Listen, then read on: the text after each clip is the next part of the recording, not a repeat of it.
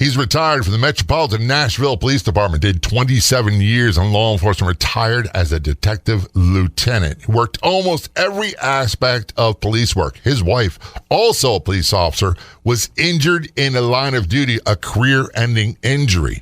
He's here to talk about the violence, the trauma they encountered, and how it motivates him to help others today. Welcome to the Law Enforcement Talk Radio Show. In the Law Enforcement Talk Radio Show, we are joined by special guests talking about their experiences, the realities of investigating crimes, plus those who have experienced horrendous trauma. Police, first responders, military, and victims of crime share their stories. Hi, I'm John J. Wiley. In addition to being a broadcaster, I'm also a retired police sergeant. Be sure to check out our website, letradio.com, and also like us on Facebook. Search for the Law Enforcement Talk Radio Show.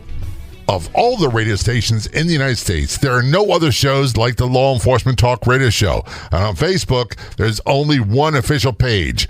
Do a search on Facebook for the Law Enforcement Talk Radio Show, and be sure to like the Law Enforcement Talk Radio Show Facebook page. Contacting us from the Tennessee area, we have Joe Towers on the phone. Joe's retired detective lieutenant with the Metropolitan Nashville Police Department. 27 years in law enforcement, 25 of those with Metro Nashville Police Department. He worked everything you can imagine. He was also served honorably in the United States Coast Guard, which we'll talk about in a few moments. And his wife, who was a police officer, was injured during an act of violence in the line of duty, a career-ending injury. He is heavily involved, besides being a dedicated husband and father. He works with his team at Hero Hunt, Inc. to serve our military, police, firefighters, and other first responders who've been injured in the line of duty at home and abroad. Joe, thanks for your service, and thanks for being guest on the Law Enforcement Talk Radio Show. Very much appreciated. Yes, sir. Thank you for having me. Honored to be here. I'm at the point now, I don't know about you, where I'm more comfortable when people say thanks for your service than before. Before that, I never knew how to answer that. Did you find it difficult? Oh, I still find it difficult. Every time I hear that, it's rather humbling. It's still a difficult response because I did what I wanted to do, and I was doing what I wanted to do for the right reason. So it's almost odd that somebody thanks you for doing something you were called to do. I get that thanks far more often now that I'm retired than I ever did on a job. But one of the things was I'd always discount what people said at first. Oh, it's not a big deal or whatever, just doing my job. And then someone told me, said, the proper response is thank you or you're welcome. Yeah, I'm learning that now with some of the guys I've worked with our injured military, police, and firefighter and first responders that we deal with now, because I'm very thankful for them because I feel like they've gone further and further above than what I did, and that's generally their response. Well, thank you. I tell people this, and I don't talk about my case very often, Joe. My career was over at 33, and I got hurt in a shooting situation. Guy tried to shoot me with my service weapon while still in my hand, and I thought I sprained my wrist. I had multiple surgeries, multiple steel plates put in my right hand, and I was retired at 33, and my career was over. And sometimes, in the very beginning, Joe, to be totally honest with you, I was resentful. I felt pushed aside. I felt like the job forgot about me. And then I began to change after a while and realized it came very close to being killed. And I'm grateful I'm alive. I'm grateful that the suspect's alive. I don't remember his name. I don't want to remember his name. But there was a time in my life when all those medals, all those awards and commendations meant a lot. Now the medals I have are the ones that carry with me 24/7, 365 in my hand. 100%. I get that. So I can only imagine some of the injured first responders you deal with, that there's got to be a big transition for them about what do I do now? Who am I now? My identity now. And you probably went through some of this as well when you're tired. And then it's how do you get a resentment of this is what happened to me, and now what do I do? That's a big part of it. So I can tell you from my wife being injured and having to retire because of her injuries. Everybody says, "Hey, we'll keep in touch. We'll do this. We'll get together. We'll have dinner." But everybody has businesses and their jobs and their families and their careers, and everybody has really good intentions. But obviously, life takes over and people do their thing, and then you're sitting there going, wow, I was in the middle of something. I had all these friends, and we literally went to the darkest places of our areas that we operate, whether it's in the military or in law enforcement or as a firefighter, we go to these darkest places to operate to try to make people's lives better. And you're in legitimate life and death situations with these people. And then you live that life for so long, and then you're just on the sidelines. When I retired, and I saw that a lot with my wife, it was a bitter time, but then it got better. And it not bitter at the people or the officers or the comrades that you worked with or the agency. It's just the situation is bitter. When I retired, it was time.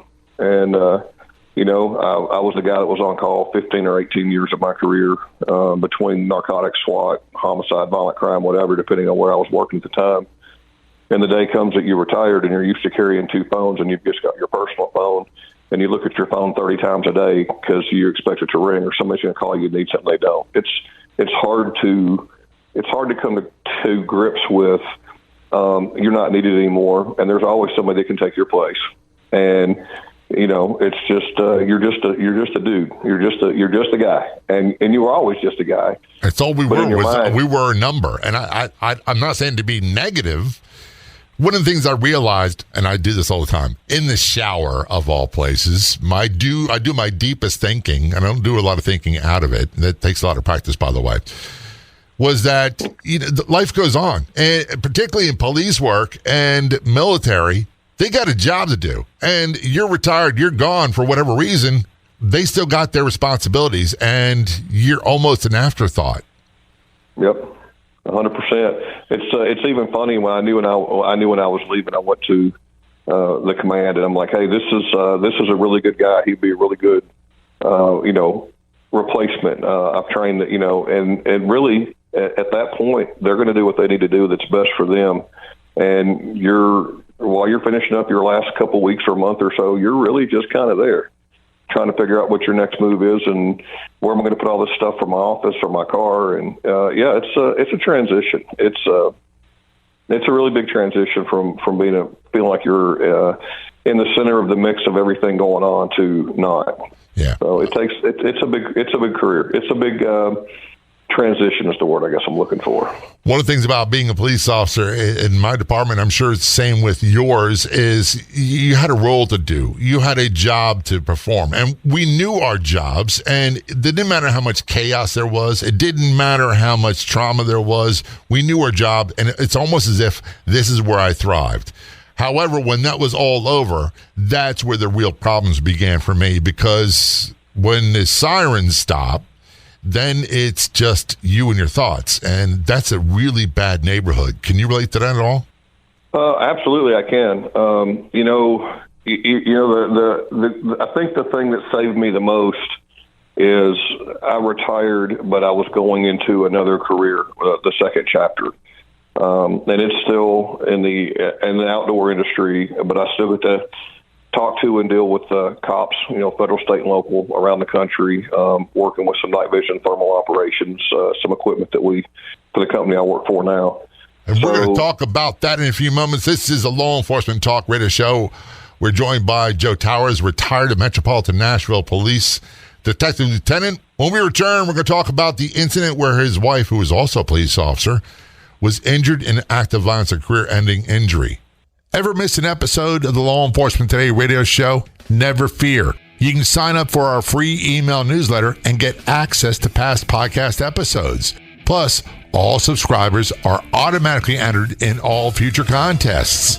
Sign up at letradioshow.com. Scroll down to the sign up area. That's letradioshow.com. We promise we will never spam you. Sign up at letradioshow.com. There is so much more heading away. Don't go anywhere. We'll be right back.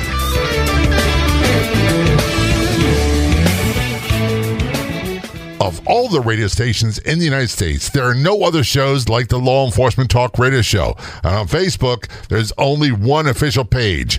Do a search on Facebook for the Law Enforcement Talk Radio Show, and be sure to like the Law Enforcement Talk Radio Show Facebook page. I have some exciting news to share with you. You are going to love my Your Diet Do-Over do-it-yourself course on harmonywithfood.com, which means you could do everything at your own pace. I put my heart and soul into this course. Have you been on every diet there is only to gain the weight back?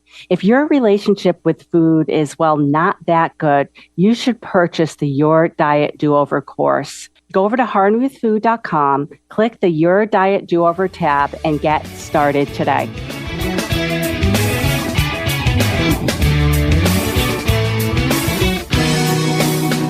Return our conversation with Joe Towers on the Law Enforcement Talk Radio Show. Joe is retired Metropolitan Nashville Police Detective Lieutenant, 27 years in law enforcement.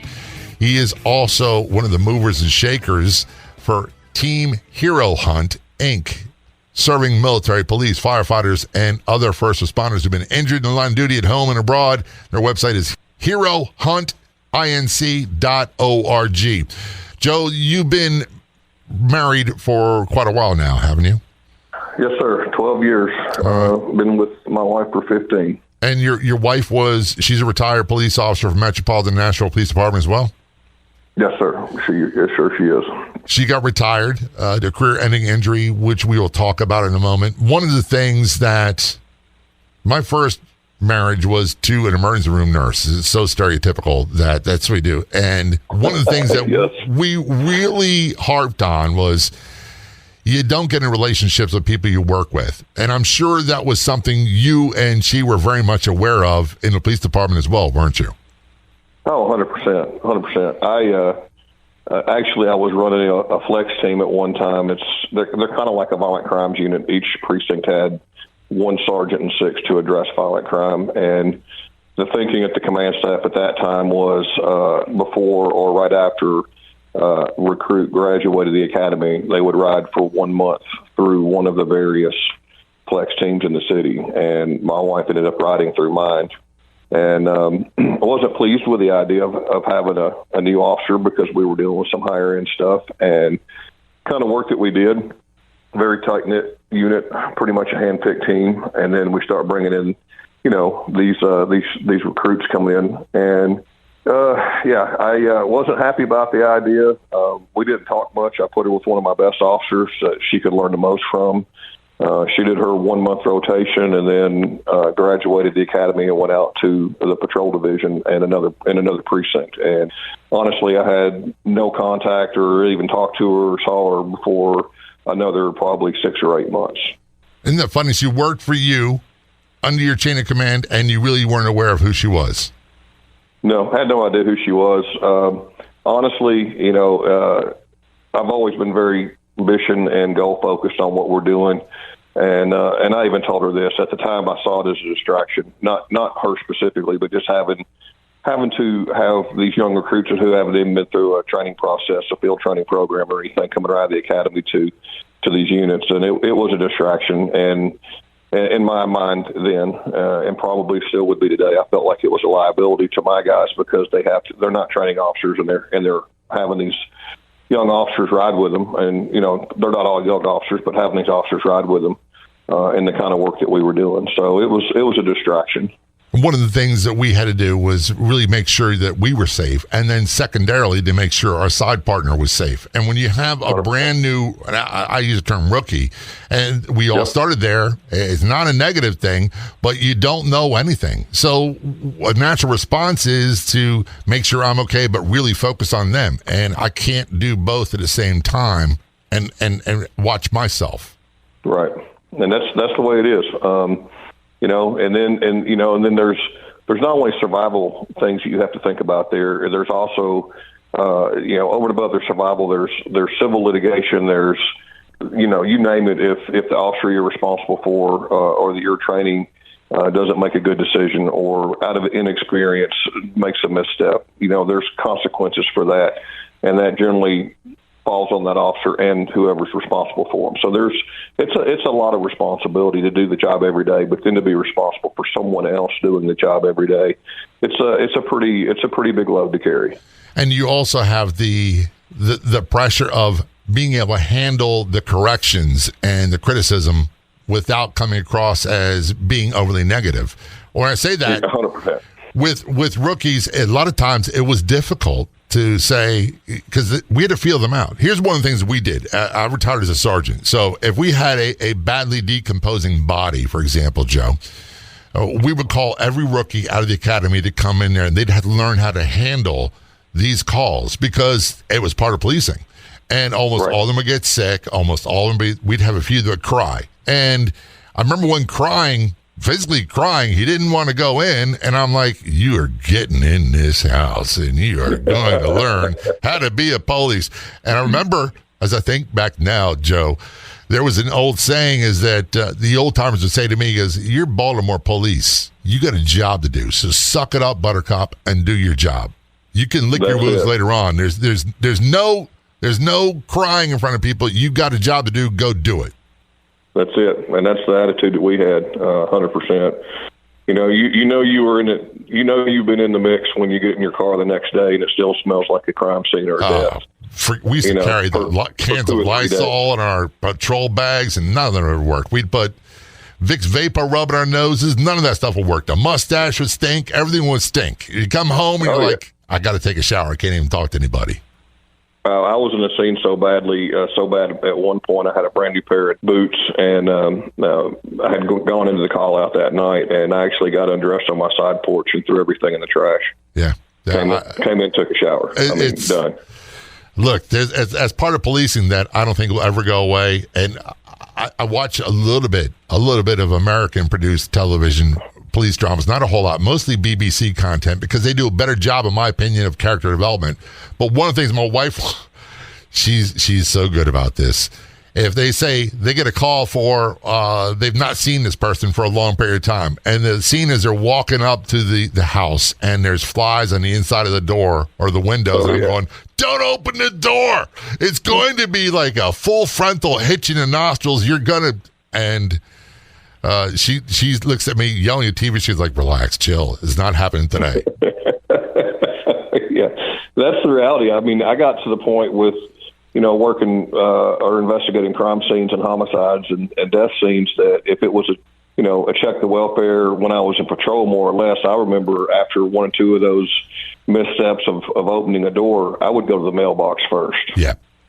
Or look at what the last date of the oldest mail was, or look at the newspaper on the front porch and figure out, how many newspapers are there, and then the bot flies and everything else. It pretty much, it's a telltale if you're walking into a mess. And there's no way to get better at that. It's just to do it. There's really no way. And one of the things that I want to talk about, the challenges of being a police officer nowadays they've always been intense.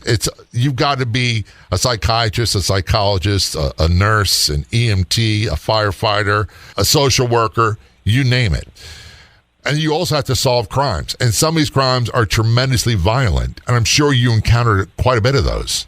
Yep, absolutely. I think it was 2007. I was a sergeant and went to be a detective sergeant in in South Precinct, which is at the time was one of our more violent precincts. And it was all crimes, but what consumed most of our time were the homicides, ag assaults, violent crimes, aggravated robberies, that kind of thing. I did that for about 7 years. I made lieutenant in 13, and then went and ended up being a lieutenant over investigations for another precinct again. I had a sergeant and 6 in narcotics, and then I had 2 sergeants and like 12 or 13 detectives working everything from a stolen flower pot to We're going to return to our conversation with Joe Towers in just a few moments. This is Law Enforcement Talk Radio. Don't go anywhere. We'll be right back.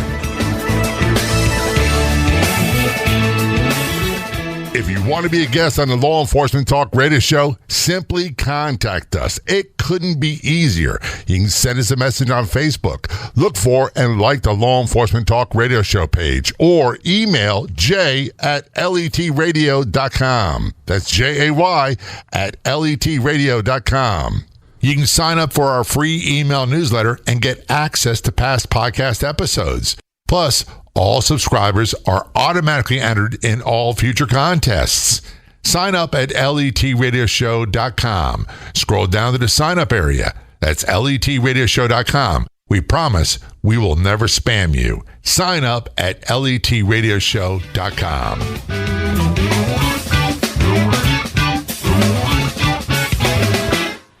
This is the Law Enforcement Talk Radio Show. I'm John J. Wiley, joined by Joe Towers, retired Metropolitan Nashville Police Department Detective Lieutenant, 27 years in law enforcement. He's also a Coast Guard veteran and heavily involved in Hero Hunt, Inc. to serve military, police, firefighters, and other first responders who've been injured in line of duty at home and abroad. Their website is herohuntinc.org. I think, and I'm going out here on a limb, I don't think it's much of a limb, what you went through with your wife being injured in line of duty during an act of violence, did that inspire what you do today with Hero Hunt? It did to a degree. I've always had a desire to serve. Actually, before I met my wife, I was in the military. My dad's prior military. Both my grandfathers fought in World War II. My dad is a 40-year retired law enforcement guy as well. My little brother's is a SWAT and narcotics officer in another agency. My sister-in-law. So our whole family's police military. But I've always wanted to do something for the guys and girls who've been injured in line of duty. And God knows I've had my butt saved by a fire department before, helping get our people moved where they need to go and taking care of them on the scene. So I didn't want to just do military and law enforcement. So that's why I incorporated the first responders. Gotcha.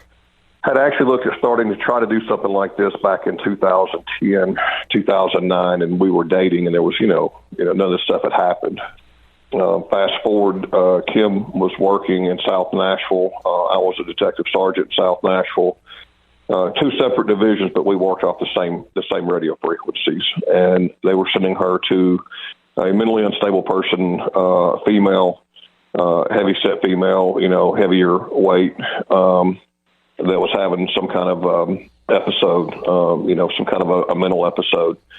And there weren't a lot of cars available for service. And she said, I'll be en route. And I called her phone and I said, look, I'm not telling you what to do. You're grown, but you might want to wait on another car. I said, even if I was going to that, I'd want another car because, people like that can be a handful. She did end up waiting for another car.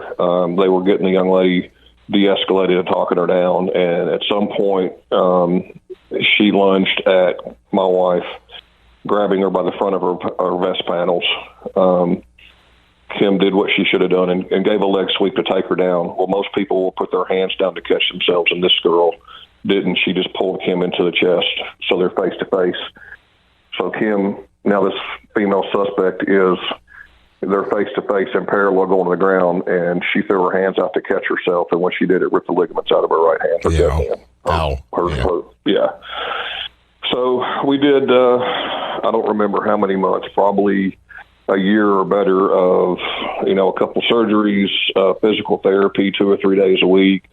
But with the loss of mobility and strength in that hand and being, her strong hand, it was ultimately decided for her to take a medical pension and take her out of the mix. Very similar to my injury. Right hand, and to look at me, Joe, you wouldn't be able to notice. You'd have to look very closely. And I don't like the term physically handicapped. Oh, that's what they use, because I'm able to do so much more. I do have a disability, but there's certain things that I can't do physically. But I found a way to adapt and do other things. I'm sure it was, and being right-handed, there's still many things I don't like. I never wear tie shoes you have to tie, because tying a knot is just almost impossible. I'm still sure that there are things that your wife, Kim, has difficulty doing. Oh, absolutely. Our little boy was born in 2012, and I can even remember her putting him down, in the crib, and like her wrist would just give out. Obviously she didn't drop him, but trying to feed him, just some basic tasks that cause the issues that are still they still cause issues, and so this is the thing that I caution people against. People talk about, oh, that person's not injured, or this is not, they're not line of duty injured. But there's a lot of things that you got to consider when you're talking about line of duty injury. The psychological and emotional trauma that the job of being in the military, law enforcement, first responder will put on you. You're seeing things that you're not supposed to see. You're doing things that normal people don't see or do every day. You signed up for it. I get that. I'm 100% on board with that. But there's still a toll that's paid. There's still a cost to those things. Then you have the physical injuries you can't see, the broken bones that didn't heal right, the shattered ankles that don't allow you to run anymore, or the broken hips from police car wrecks. These are all things I see, and I've seen my whole career, through my whole life, because I've been involved in some aspect of this career field since I was 17 and grew up in it, as a child. So, there's a lot of things that go along with being injured that cause problems. We've had officers that have been involved in critical incidents, shootings, and stuff like that, and we'll say, man, just come with us for a weekend. Let's just have some decompression. Just go hang out, do what we do for the weekend. Those things go a long way from longer term, deeper seated issues from those type of situations that they have to be dealt with. Every agency that I'm aware of is now pretty good about debriefings on critical incidents and stuff like that. But, they want to do a debrief in a short order of time, and that's fine and good. But just because you had a 30-minute sit down with the department psychologist doesn't mean you're good to go. That just means you're okay to function and move forward. One of the things that we did, and I got to say this, that as an industry, we've gotten much better at the big things, the critical incidences. We didn't have that term when I was policing. Like community policing, that was what we did every day before it became a thing. But critical incidents, no one ever talked about that. We didn't have officer-involved shootings. We had shootings. There's a lot of things that were different. But what I think as an industry is we've gotten much better at dealing with the big things, the Sandy Hooks, the Parkland, all those things. But it's the everyday grind that we don't pay attention to. And that's what takes a really deadly toll on our first responders. Oh, 100%. It's just something else I try to make people understand. They're like, oh, look at that fat cop, or look at this fat fireman, or look at this. I'm like, here's the thing that a lot of people don't see. They don't see the 185-pound, 12% body fat recruit, young 22-year-old strapping young man going through the academy and is going to save the world. And he doesn't see that either. But young 35-year-old officer now with 10 or 12 years on the job, working the afternoon shift, working 3 to 11 with a wife and kids with Tuesdays and Wednesdays off, which means he's spending most of his days in court. And he's working mandatory overtime because the shortages out there now. Right. And he's getting held over for, overtime shortages on other shifts. So these young kids are working, and I can't say for every agency, and I can't even say for our agency all the time, but for the majority, these young kids are working, 12, 16, 18 hours a day. And they have families to take care of. And they have to eat when they're working, and they have to keep moving, and they have quarter of their days off. When does that guy now have time to go to the gym? When does that guy have time to take 10 minutes for himself? Because if he has downtime, he's going to spend it with his family, and then he's going to get some sleep because he's got to go back in that grind tomorrow. And by the way, the nutrition aspect of it, we eat horribly. We eat horrible. Oh. We eat what's available. And I don't know about you, Joe. I shoved it down my throat so fast because I was jumping from call to call. We didn't even have we're supposed to have a lunch break. So I watch these photos. I see photos nowadays of all these cops having lunch together at restaurants. I'm like, where do they work? We never had that. Yeah, no kidding. 100%. Yeah, I get it. I remember working. I've worked murder scenes before and give a patrol officer, $50 and go, hey man, get yourself something to eat and bring me back, 25 hamburger, whatever it is. Right. Whoever, go bring a bunch of food back here for these guys. Or we would eat pizza and murder scenes, whatever it took, just to try to. I jokingly say to take the wrinkles out of my stomach, because my belly button is touching my spine. And 100%. Things like getting a cup of coffee, all that stuff, and the old joke about donuts. I want people to understand, when we worked 4 to 12 and midnight, the only place that was open were convenience stores, donut shops, and things like that. And they were the only ones who wanted us around. And so you kind of, out of necessity, wind up eating those things. But I do love a good donut. This is Law Enforcement Talk Radio Show. Return to our conversation with Joe Towers in just a few moments. We'll be right back. You can find us on Facebook. Just search for the Law Enforcement Talk Radio Show and be sure to click like. And if you're on the Clubhouse drop-in audio chat app, be sure to look for me and follow me. My name's John, the letter J, Wiley, Wiley. You can also search for @LET Radio Show. That's John J. Wiley, Wiley, @LET Radio Show on the Clubhouse drop-in audio chat app.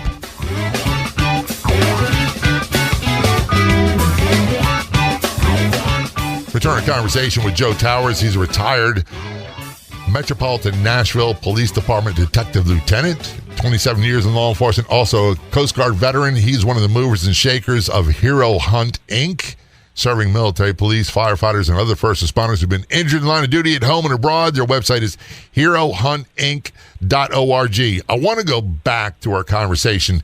You're Detective Sergeant. Your then wife, Kim, was a police officer in Nashville. She got a call for something that could go bad, and you reached out and said, hey, wait for backup, and it did go bad. Were you listening to that on the radio? Were you aware of it happening? I was. Actually, to be honest with you, we were working a robbery case, and I was getting some information together, so my radio was on my desk kind of in the background chatter. You know how it is when you've been a cop for a long time. There's a lot of chatter, and then something will get your attention, like something and something kind of got my attention, and one of my guys came in and goes, hey, Kim's going to, potential, bad call. And so I start listening. So I think I sent her a text, actually. I may have called her, but I'm like, hey, this is a call that, two officers should be on. I'm not telling you what to do. You have a sergeant, you have somebody to listen to, but I'm just telling you, I'm trying to give you some advice. For that I would give to anybody, and she did wait for another officer, and it did go bad even with two officers there. Thank goodness there was another officer there, but that's when she was injured. Look, I got to tell people I'm a bit old-fashioned. I'm protective of my wife. I'm protective of my daughters, and I didn't want anybody that worked with me or under me to get hurt ever. But there was part of my human instinct that I really wanted to protect the female officers because, in my mind, and incorrect as it may be, they seemed more vulnerable. And part of it is, one of my biggest beefs with police work nowadays is that when I started, we called an S-band tune, a big nightstick. And we used it to keep people at distance. And if we needed to clock someone with it, we did. If you had to go hands-on, that usually meant fist or closed hand or open hand striking, whatever it was. Nowadays, it's about grappling. And while it's great to get them on the ground when your wife did the leg sweep, I know they're trained to do that. I almost think, man, if they had the big old honking table leg nightstick, she'd still be okay. Do you ever feel that way? Yeah, well, the thing was with this is they had gotten a situation there. The individual somewhat calmed down and started to de-escalate, and she had a close cover officer that was there with her off the side of the suspect. But when the suspect lunged, it was more or less they were almost to the point of escorting her to a car, not in custody because it was not a criminal law that had been broken. It was more of a mental health crisis. Right. And they were starting to ease her toward a car, and that's when the young lady lunged at her, and they locked up. So it went pretty quick. In hindsight's 2020. God knows there's 100 different times I would have changed my approach or my technique or tactic over the years. But what they always say, coulda, shoulda, woulda. I hate this about police. Trust me, when I say I love police, I really do. But when we have a bad situation, a tactical situation, there's always these armchair experts say, well, if I was there, I'd have done this. And my response usually is, you weren't there, so shut it. Yeah, that's it. And, you can, and that's what kills me, too, when people see a response from a law enforcement officer or an agency around the country. They see the worst 5 seconds. They don't see what happened up to that point and what happened after that. They show them the inflammatory, and they'll gas up that 5-second video with the wouldas, couldas, what ifs without having any real background on the story. And then that gets everybody, upset and unhinged and everything else without getting the whole story out there, because that sells airtime, that sells media, that sells, and they know it. And I think that's really good with a lot of agencies now. Their public information officers are getting in front of stuff on the scene and getting information out immediately. You have to, because if you don't, the story's going to write itself by someone else that would be the narrative. Well, if you don't control the narrative, someone else will, and they'll control in a way that it doesn't look good for you. And the big question for a lot of our boots on the ground law enforcement is, you don't have my back. If you don't have my back, why am I doing this? Yep, 100%. And I was bitter initially about body cameras here, but the reality of it is the officers, because as a supervisor, I ended up reviewing a lot of videos, and you'd have some horrendous complaint come in, and you'd watch the video and go, "No, that didn't happen." Right. Well, how do you know? Well, I just watched his audio and video, and you're lying. You're not being truthful because you didn't get what you wanted. You thought lying or filing a crazy complaint was going to make your charges go away. That was the first line of defense the defense attorneys in Baltimore would do. The drug attorneys make a complaint of excessive force and discourtesy. And our department generally didn't, when it's proven to be a false report, they didn't do anything about it. Right. That's the reality of the way it happened. And if these law enforcement officers would start filing false report charges against people who blatantly lie about the officers. But I get it. They don't want to feel like, we don't want people to feel like that they're going to be, there's somebody's going to come after them, or they're going to,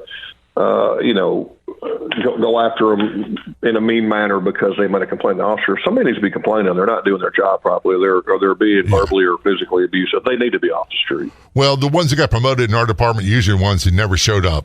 Or they showed up when all the bad stuff happened, was over, and they never got complaints, and that's the reality. So they don't know the ugly side of policing. And by the way, I was anti-body cam for a very long time as well, but now I would never do the job without it, because it would have immediately cleared me from 99.9% of all the discourtesy complaints. So when I say that 0.1%, we were trained in a term called verbal judo. We would use colorful language. We'd use anything to talk people down, away from use of force options, because the first line of defense is always your brain, not your biceps. I got to change directions a little bit. You got this organization called Hero Hunt. What do you do? So we get line of duty, injured, police, fire, and military together as people apply. We have rosters, and we take them on hunting and shooting and some fishing events. Pretty much in the Southeast, but we have gone on pretty much all over the country at this point. Basically, people apply with us if it's a law enforcement or a first responder. Obviously, we vet the people that come to the program. We have a retired first sergeant from the Army who was injured in an IED attack, and he vets our military applicants. And once we vet them, then we have a phone call with them for 30 minutes to an hour, just kind of get an idea where their head's at, what their interests are, what their capabilities are. And then we start trying to find an event that we already have in our venue to plug them into an event to get them out and back with like-minded people. A lot of what we do is going to be like the hunting community and the fishing community. We've had guys come in. Some of our events are as big as 30 people, and some of them are as big as 5. It depends on what the venue is. We've had guys come in on a Friday afternoon, and you can tell they're extremely uncomfortable, and they're buttoned up, and they're kind of off their self. And then guys who have been in the program or one of the ambassadors will saddle up next to them, talk to them, kind of break the ice a little bit. And by Sunday, people are swapping stories and phone numbers, and they're exchanging family information and getting together and going and doing stuff outside the program. Which basically this is designed to get these young men and women, and not even all of them are young. I mean, I'm 51, and God knows that's a youngster, by the way, Joe. You're a pup compared to a geezer like me. But I appreciate that, but I feel like I've been rode pretty hard and put up wet. But it gives them an outlet instead of getting in their own head for too long. If they know that they need a place to sit back and fall back and have some support, they've got it. And then it gives them stuff to look forward to throughout the year. Last year we did 32 events, 7 states, with about 300 injured police, fire, military folks filling slots on those events. I appreciate you doing that so much. One of the questions I got to ask is so many nonprofits and charities say that fundraising is the other F word. How difficult is it for you? It's extremely difficult. We've done everything from washing cars in parking lots to selling T-shirts. And thank God we've got some really phenomenal support with some other sponsors who vetted us very heavily, and they should. Anybody who's going to donate to a nonprofit should vet where their money's going. They should have a relationship with the people who are running the organization. But now we've got 2 or 3 main sponsors that actually help fund the majority of what we do. Anything over and above that helps us grow the program. And if someone wants to help out financially, just go to your website, herohuntinc.org. Yes, sir. They can find us there. There's information on how to donate there. And just so your listeners know, nobody in our organization gets paid. There's 7 board members. Unfortunately, we just lost a board member back in the fall. But nobody in this organization gets paid. Everybody by the way, on this. Joe, I appreciate the magnitude of that. And please tell all of them I said thank you very much. Thank you for your service, and thanks for being guest on the Law Enforcement Talk Radio Show. Very much appreciated. Yes, sir. Thank you for having me. It's an honor. I'd like to thank our guests for coming on the Law Enforcement Talk Radio Show. The Law Enforcement Talk Radio Show is a nationally syndicated weekly radio show broadcast on numerous AM and FM radio stations across the country. We're always adding more affiliate stations. If you enjoyed the podcast version of the show, which is always free, please do me a favor and tell a friend or 2 or 3. I'll be back in just a few days with another episode of the Law Enforcement Talk Radio Show and podcast. Until then, this is John J. Wiley. See ya.